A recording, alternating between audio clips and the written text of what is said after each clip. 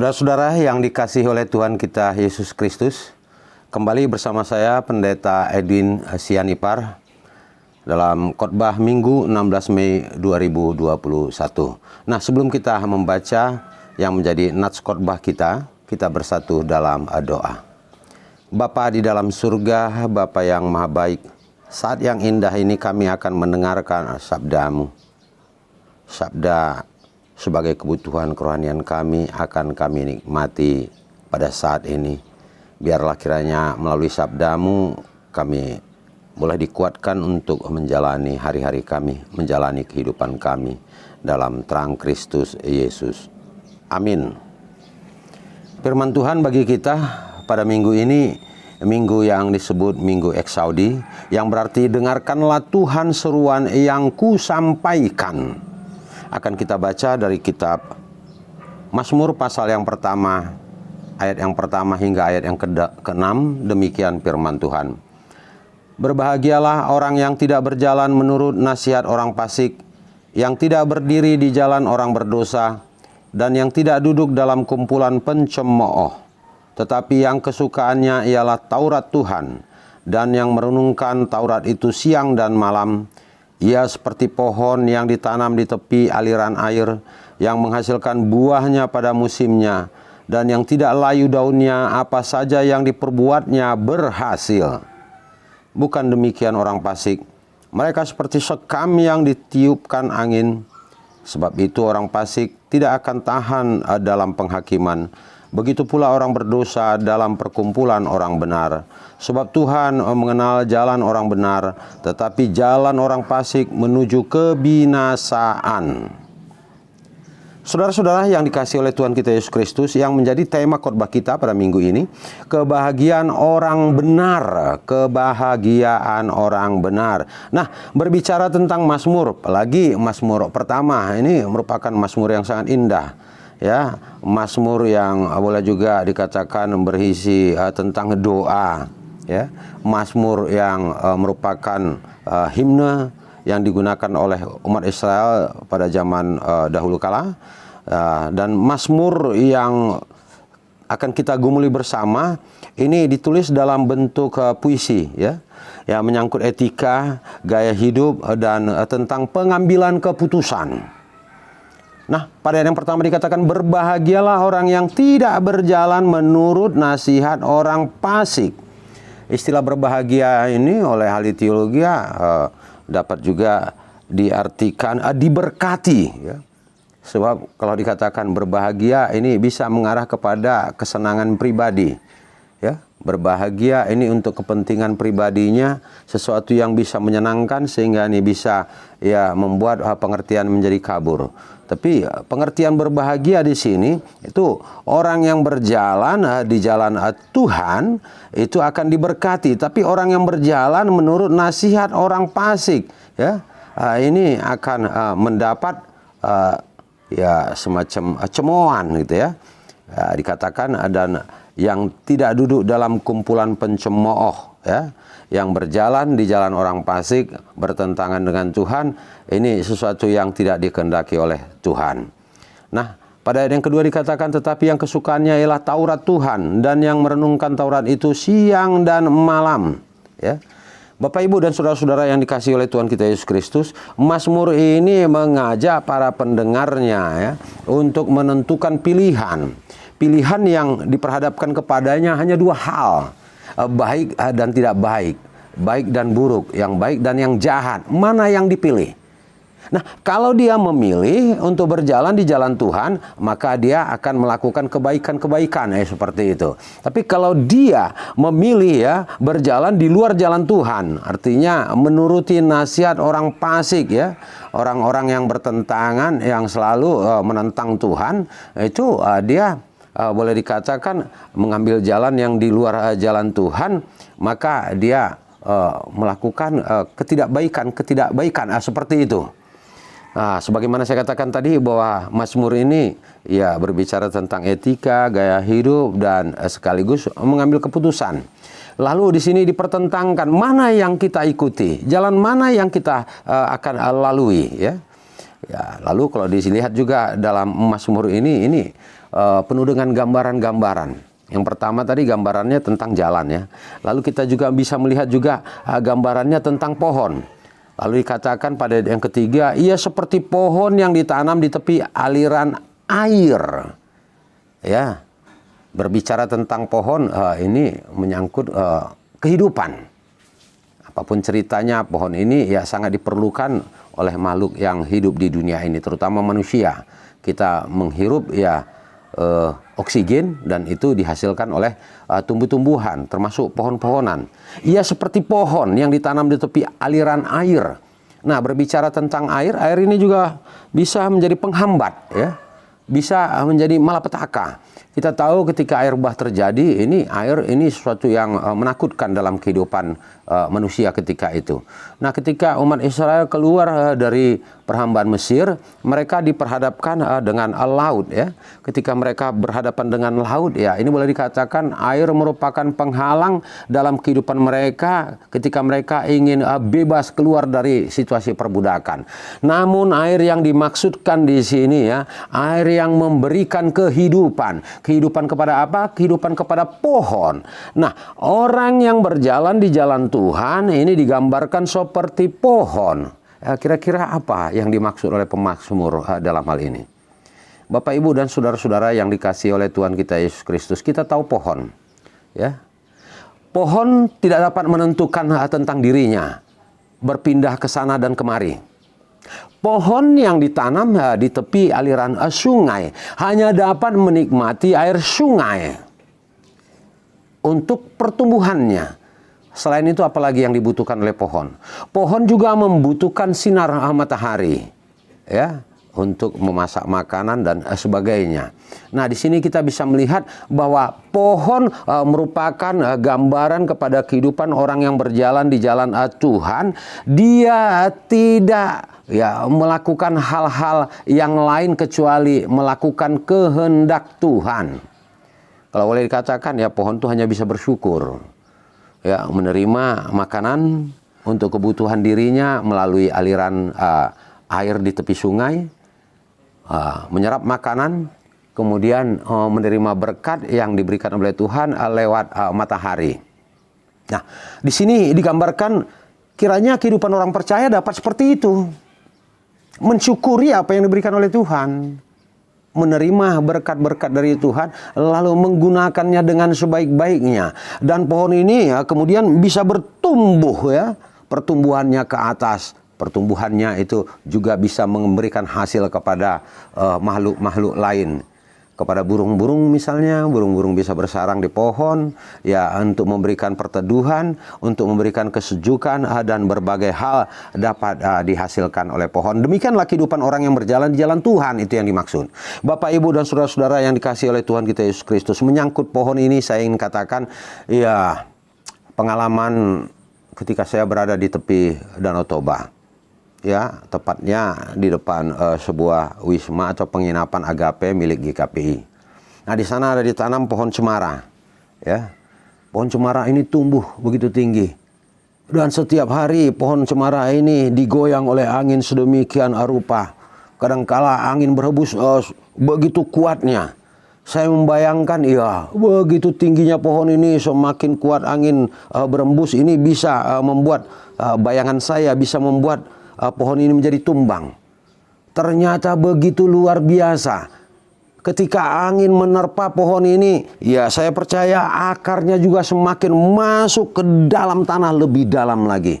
Semakin angin keras menerpa, akar itu akan masuk ke dalam tanah yang semakin dalam lagi. Apa artinya dari situasi ini? Saya membayangkan demikian sebenarnya kehidupan orang yang percaya. Kehidupan orang yang berjalan di jalan Tuhan. Dalam kehidupan ini ya tidak dimungkinkan ya, tidak ada semacam kesulitan, permasalahan, persoalan. Dalam kehidupan ini pastilah setiap orang mengalami hambatan-hambatan dan berbagai persoalan. Tetapi ketika kita menghadapi berbagai tantangan persoalan, kiranya itulah yang boleh menguatkan iman dan kepercayaan kita sehingga kita boleh semakin berserah kepada Tuhan. Nah, tentang pohon tadi saya katakan dia hanya menikmati ya makanan dari tepi sungai ya. Dia dapat menyerap makanan melalui air, mengandalkan matahari, lalu akarnya yang berfungsi begitu besar di dalam kehidupan sebuah pohon itu tidak terlihat, tertanam. Ini juga yang menyangkut iman dan kepercayaan itu ya. Iman itu ya kalau dibuktikan secara fisik itu tidak bisa dilihat. Tapi iman itu ya boleh dikatakan memperkuat kehidupan setiap orang yang berjalan di jalan Tuhan. Ini yang menarik dari bacaan ini. Lalu dikatakan bukan demikian orang fasik. Mereka seperti sekam yang ditiupkan angin. Sebab orang fasik tidak akan tahan dalam penghakiman. Kalau sekam ini dihubungkan dengan padi ya, ketika petani memanen hasil panenannya padi, maka bulir-bulir padi itu dipukul-pukul memisahkannya dengan sekamnya. Lalu sekam ini terbuang ya, seperti itu ya. Sekam boleh dikatakan sesuatu yang tidak berfungsi lagi, tidak berarti lagi ya. Tidak mengandung arti apa-apa. Dia sudah hampa seperti itu. Tidak mempunyai daya hidup lagi, tidak mempunyai makna lagi. Ya paling-paling kalaupun digunakan ya menjadi hal yang lain. Tapi yang bermakna dalam hal itu adalah bulir-bulir padinya yang kemudian dapat diolah menjadi beras seperti itu. Nah ini dia. Nah ini kehidupan orang fasik. Ya itu seperti sekam. Kalau ditiup angin dia akan terbang seperti itu. Sebab orang fasik tidak akan tahan lama dalam penghakiman. Begitu pula orang berdosa dalam perkumpulan orang benar. Kalau orang berdosa berada dalam kumpulan orang benar, ya pasti hatinya gelisah seperti itu. Ya,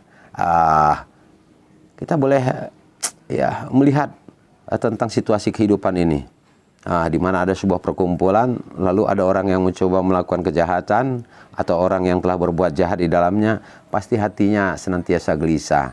Apakah mereka akan membicarakan saya? Apakah kesalahan-kesalahan kejahatan yang saya lakukan itu diketahui oleh mereka? Penuh dengan tanda tanya. Nah, oleh sebab itu ya kepada kita oleh pemazmur diajak untuk memilih dua hal dalam kehidupan ini. Mana yang harus kita pilih? Yang baikkah atau yang jahat? Ayat ke-6 mengatakan, sebab Tuhan mengenal jalan orang benar, tetapi jalan orang fasik menuju kebinasaan. Ya, saya katakan tadi hanya diperhadapkan dengan dua pilihan. Mana yang harus kita pilih?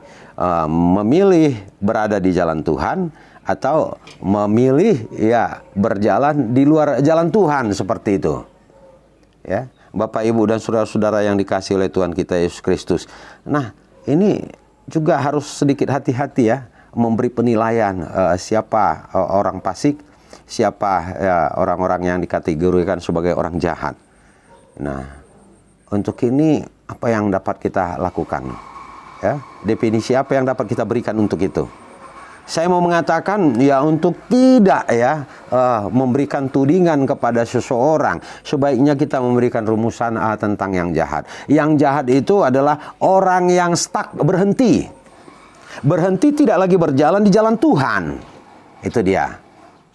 Tapi orang yang benar adalah orang yang terus berjalan di jalan Tuhan, dan bahkan dikatakan ya menyenangi ya kesukaannya ialah Taurat Tuhan, ya merindukan dan melakukan menerapkan firman Tuhan, kesukaannya Taurat Tuhan itu menjadi bagian daripada kehidupannya, dan itu direnungkan siang dan malam. Nah, Taurat, aturan-aturan peraturan ini bukan menjadi beban dalam kehidupannya, tapi menjadikan Taurat, peraturan-peraturan firman Tuhan ini sebagai apa ya, bahan untuk kehidupannya, ya, merupakan kebutuhan di dalam kehidupannya, bukan sebagai pengganjal. Nah, sebab itu ya sangat menarik apa yang dimintakan, yang diinginkan oleh pemazmur dalam hal ini, ya, merenungkan Taurat, merenungkan firman, dan itu harus dilakukan siang dan malam. Artinya bagaimana dia memberikan kehidupan ini ya, menampilkan kehidupannya itu hanya kepada Tuhan. Ya. Itu menampilkan kehidupannya dan memberikan kehidupannya itu hanya untuk kepujian dan kemuliaan nama Tuhan. Nah, sekarang ya, yang menjadi catatan bagi kita ya, bagaimana kita bisa menerapkan itu dalam kehidupan ini? Ya, kehidupan ini kita arahkan semakin mendekat kepada Tuhan, dan kehidupan ini yang menyangkut firman, menyangkut Taurat, ini kita jadikan semacam kebutuhan dalam kehidupan kita. Dan bagaimana caranya untuk menjadikan itu sebagai kebutuhan, kita bisa mencontohkannya demikian. Misalnya dalam kehidupan ini kita harus menyikat gigi, ya seperti itu ya. Kapan kita melakukan sikat gigi? Pagi hari, dan kemungkinan juga ya, dan sebaiknya di malam hari. Sebab apa kita perlu melakukan sikat gigi? Ya ini untuk kebutuhan kita, untuk kesehatan diri kita, kesehatan gigi kita. Nah kalau itu merupakan kebutuhan bagi kita, ya kita dapat menyejajarkannya dengan firman. Firman ini merupakan kebutuhan. Kebutuhan ini ya, kalau ini sudah menjadi kebutuhan, maka kita akan membacanya, mempelajarinya, menggumulinya, menjadikannya semacam makanan buat kerohanian kita. Seperti itu. Juga bisa dengan makanan. Makanan itu merupakan kebutuhan bagi kita. Kalau pagi hari kita sarapan, malam juga makan malam, firman juga kita jadikan menjadi kebutuhan kita. Dengan demikian benarlah bahwa kita berjalan di jalan Tuhan. Bagaimanapun tantangan yang datang dari sekitar kita, betapapun besarnya cobaan yang masuk ke dalam diri kita, yakin dan percaya kita akan dapat mengempangnya. Kita akan dapat melaluinya. Dan yakin dan percaya Tuhan mengetahui, ya, Tuhan mengenal, dikatakan jalan orang yang benar. Apakah kita sedang berjalan di jalan Tuhan atau kita melenceng dari jalan Tuhan, ya, terutama dalam situasi-situasi sulit ini. Adakah kita mengandalkan Tuhan dalam kehidupan kita? Ketika kita mengandalkan Tuhan, tetap berjalan di jalannya, yakin dan percaya, ya. Sebagaimana pohon tadi yang hanya boleh bersyukur, menerima berkat-berkat dari Tuhan, yang kemudian mengembangkan dirinya, sehingga dirinya itu bisa bermanfaat untuk orang-orang lain. Demikian juga kiranya kita menyikapi kehidupan ini. Kiranya firman Tuhan boleh bermanfaat bagi kita. Tuhan memberkati kita, kita bersatu dalam doa. Bapa di dalam surga, kami bersyukur karena Tuhan memberikan kehidupan hingga saat ini kepada kami. Biarlah kami juga boleh belajar dari firman-Mu, dari pemazmur yang mengajarkan kami agar kami boleh bertumbuh seperti pohon yang boleh menghasilkan dan memberikan makna buat makhluk-makhluk lain. Dan kami boleh bersyukur atas berkat dan anugerah yang Tuhan berikan di dalam kehidupan kami. Kiranya Tuhan di situasi-situasi yang sulit ini kami boleh menapaki kehidupan, sehingga sukacita dan kebahagiaan menjadi bagian daripada kehidupan kami. Terpujilah nama-Mu melalui Kristus Yesus. Amin. Kembali saya menyapa kita dengan sapaan Shalom, dan saya berterima kasih untuk kita yang telah melakukan share, juga like dan mensubscribe YouTube ini, sehingga YouTube ini boleh berkembang. Tuhan memberkati.